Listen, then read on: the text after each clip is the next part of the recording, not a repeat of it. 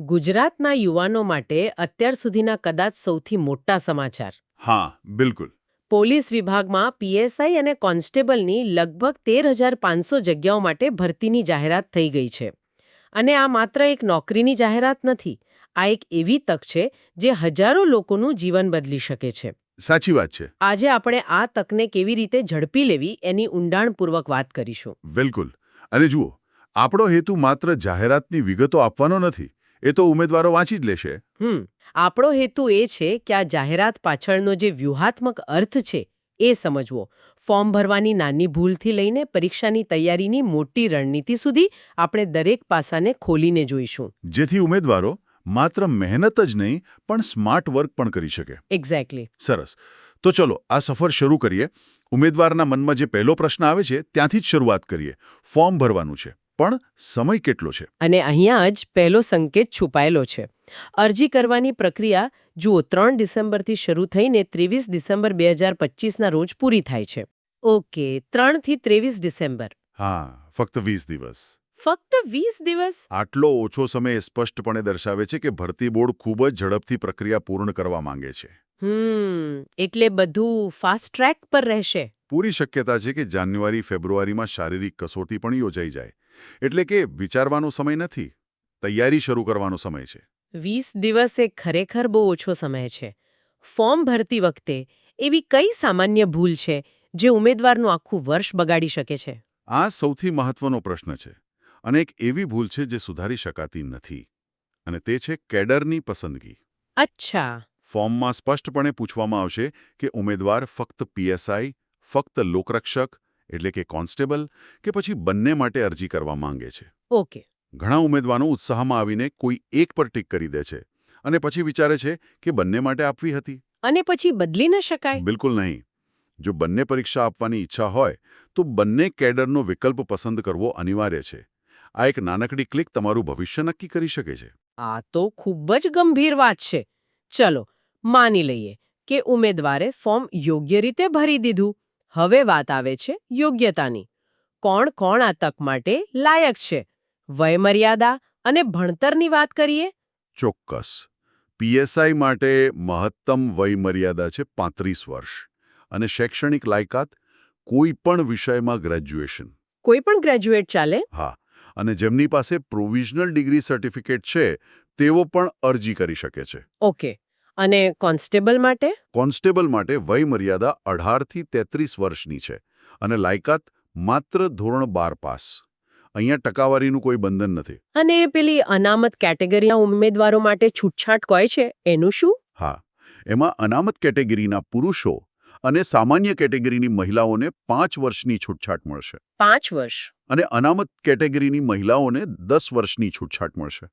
જોકે એક વાત ધ્યાનમાં રાખવાની કે કોઈ પણ સંજોગોમાં મહત્તમ વયમર્યાદા 45 વર્ષથી વધુ નહીં હોય. બરાબર. હવે એક એવો મુદ્દો જે પુસ્તકોની બહારનો છે, શારીરિક માપદંડો. અહીંયા ઘણા સારા ઉમેદવારો પણ પાછા પડી જતા હોય છે. સાચી વાત છે. પોલીસની નોકરી માટે શારીરિક યોગ્યતા અનિવાર્ય છે. પુરુષ ઉમેદવારો માટે એસટી કેટેગરી સિવાયના બધા માટે ઊંચાઈ 165 સેમી હોવી જરૂરી છે. 165 સેમી? અને એસટી ઉમેદવારો માટે તે 162 સેમી છે. મહિલાઓ માટે આ માપદંડ અનુક્રમે 155 સેમી અને 150 સેમી છે. પણ અમુક એવી શારીરિક ખામીઓ પણ છે જે સીધી ગેરલાયકાત તરફ દોરી જાય છે, ખરું ને? એમાં મને એક નિયમ બહુ રસપ્રદ લાગ્યો, ટેટૂનો નિયમ. આજના સમયમાં આ થોડું વિચિત્ર નથી? હા, આ નિયમ ઘણાને આશ્ચર્ય પમાડે છે. નિયમ મુજબ શરીર પર કોઈપણ પ્રકારનું ટેટુ માન્ય નથી. બિલકુલ નહીં? ના. જો હોય તો તેને દૂર કરાવવું પડશે. આની પાછળનું કારણ છે શિસ્ત અને એકરૂપતા. પોલીસ એક યુનિફોર્મ સર્વિસ છે અને ટેટૂને વ્યક્તિગત અભિવ્યક્તિ તરીકે જોવામાં આવે છે જે યુનિફોર્મની ભાવનાથી થોડી વિપરીત છે. લોજિકલ છે. આ ઉપરાંત સુરક્ષાના કારણોસર પણ કેટલાક પ્રકારના ટેટુ ચોક્કસ જૂથો સાથેના જોડાણનો સંકેત આપી શકે છે, એટલે બોર્ડ કોઈ જોખમ લેવા માંગતું નથી. આ તો બહુ ઊંડાણપૂર્વકની વાત થઈ. ટેટુ સિવાય બીજી કઈ ખામીઓ પર ધ્યાન આપવું જોઈએ? બીજી ખામીઓમાં આવે છે નોકની, એટલે કે દોડતી વખતે ઢીંચણ એકબીજા સાથે અથડાય, ફ્લેટ ફૂટ એટલે કે સપાટ પગ, ફૂલેલી નસ વેરિકોઝ વેન્સ. હા, વેરિકોઝ વેન્સ, પછી સડેલા દાંત, ચામડીના ચેપી રોગો અને સૌથી અગત્યનું કલર બ્લાઇન્ડનેસ. આ બધી બાબતો તબીબી તપાસ દરમિયાન ચકાસવામાં આવે છે. અને ગેરલાયકાતનું કારણ બની શકે છે. બરાબર. તો ઉમેદવારે ફોર્મ ભરી દીધું અને તે શારીરિક અને શૈક્ષણિક રીતે લાયક પણ છે. હવે સૌથી મોટો પર્વત આવે છે, પરીક્ષા પોતે. આ પરીક્ષાનું માળખું કેવું છે? અહીંયા જ વ્યૂહરચના બનાવવાની શરૂઆત થાય છે. પ્રથમ તબક્કો છે શારીરિક કસોટીનો. એટલે કે દોડ. હા, પુરુષો માટે 25 મિનિટમાં 5000 મીટર અને મહિલાઓ માટે 9 મિનિટ 30 સેકન્ડમાં 1600 મીટર. પણ સૌથી મહત્વની વાત એ છે કે આ કસોટી ફક્ત ક્વોલિફાઈંગ છે. ક્વોલિફાઈંગ એનો અર્થ શું? એનો અર્થ એ કે તેના ગુણ મેરિટમાં ગણાશે નહીં. તમારે ફક્ત તેને પાસ કરવાની છે. એટલે કે દોડમાં પહેલો નંબર લાવો કે છેલ્લી સેકન્ડે પૂરી કરો, કોઈ ફરક પડતો નથી. તમારો પ્રવેશ લેખિત પરીક્ષા માટે પાક્કો. બરાબર. અને લેખિત પરીક્ષા જ અસલી રમત છે. કોન્સ્ટેબલ માટે 200 ગુણનું એક જ ઓબ્જેક્ટિવ પેપર છે. ઓકે. એના બે ભાગ છે. ભાગ એમાં 80 ગુણનું ગણિત, રિઝનિંગ અને ગુજરાતી છે, જ્યારે ભાગ બીમાં 120 ગુણનું સામાન્ય જ્ઞાન, બંધારણ, ઇતિહાસ, ભૂગોળ અને કરંટ અફેર્સ. અને અહીંયા એક નિયમ છે જેણે આખી રમત બદલી નાખી છે. ખરું ને? પેલો 40% વાળો નિયમ. હા, અને આ 40%નો નિયમ જ બધું નક્કી કરશે. પહેલાં કેવું હતું કે ઉમેદવારો પોતાના મજબૂત વિષય જેમ કે ગણિતમાં વધુ ગુણ લાવીને ઇતિહાસ કે બંધારણ જેવા નબળા વિષયની ખોટ પૂરી કરી શકતા હતા. પણ હવે એ શક્ય નથી. તમારે ભાગ એ અને ભાગ બી બંનેમાં ઓછામાં ઓછા 40% ગુણ લાવવા ફરજિયાત છે. ઓહ, એટલે જો એકમાં 80માંથી 80 લાવો અને બીજામાં 120માંથી 40% પણ ન લાવી શકો તો તમે રેસમાંથી બહાર. બિલકુલ. એટલે કે હવે માસ્ટરી કરતા સંતુલન વધારે જરૂરી છે. તમે કોઈ વિષયને છોડી જ ન શકો. સાચી વાત. આ તો થઈ કોન્સ્ટેબલની વાત. પીએસઆઈ માટે શું અલગ છે? પીએસઆઈની મુખ્ય પરીક્ષામાં 2 પેપર છે. પેપર 1 બિલકુલ કોન્સ્ટેબલ જેવું જ છે, પણ વિષયોનું વજન અલગ છે. અચ્છા. તેમાં 100 ગુણનું રિઝનિંગ અને ડેટા ઇન્ટરપ્રિટેશન અને 100 ગુણનું સામાન્ય જ્ઞાન છે. અહીં પણ 40%નો નિયમ તો લાગુ પડે જ છે, પણ અસલી પડકાર પેપર 2માં છે. પેપર 2 એટલે કે વર્ણનાત્મક પરીક્ષા. ઘણા ઉમેદવારો જે ઓબ્જેક્ટિવ પરીક્ષામાં માહેર હોય છે તેઓ અહીં ગભરાઈ જાય છે. સાચી વાત છે. આ 100 ગુણનું ગુજરાતી અને અંગ્રેજી ભાષાનું પેપર છે. એમાં નિબંધ, સંક્ષેપીકરણ, અહેવાલ લેખન, પત્ર લેખન અને ભાષાંતર આવે છે. અહીં સફળ થવાનો મંત્ર છે માળખું. ઉદાહરણ તરીકે ગુજરાત ચિંતન શિબિર પર અહેવાલ લખવાનો હોય તો ગોખેલી માહિતી કામ નહીં આવે. તો શું કરવું જોઈએ? તમારે એક પત્રકારની જેમ વિચારવું પડશે. શરૂઆત કરો કોણ, શું, ક્યાં, ક્યારે. મધ્ય ભાગમાં શા માટે, એટલે કે શિબિરના ઉદ્દેશ્યો અને કેવી રીતે, મતલબ કયા મુદ્દા ચર્ચાયા. અને અંતમાં હવે શું, એટલે કે તેના તારણો અને ભવિષ્યની દિશા. આ માળખું તમારા જવાબને બીજાઓથી અલગ પાડશે. ખૂબ સરસ. તો આપણી પાસે પરીક્ષાનો પૂરો નકશો તૈયાર છે. હવે વાત કરીએ એ શસ્ત્રોની જેનાથી આ યુદ્ધ લડવાનું છે, એટલે કે જ્ઞાન. કરંટ અફેર્સના દરિયામાંથી કયા મોતી શોધવા જેવા છે? કરંટ અફેર્સને હંમેશા સ્થિર જ્ઞાન સાથે જોડીને તૈયાર કરવું જોઈએ. દાખલા તરીકે તાજેતરમાં યુએનઈપીનો ગ્લોબલ મિથેન સ્ટેટસ રિપોર્ટ આવ્યો. ઓકે. હવે પરીક્ષામાં સીધો પ્રશ્ન આવી શકે છે કે આ રિપોર્ટ કોણ બહાર પાડે છે અથવા ભારતનો ક્રમ કયો છે? તો જવાબ છે ત્રીજો, અમેરિકા અને ચીન પછી. અચ્છા, ભારત ત્રીજા નંબરે છે.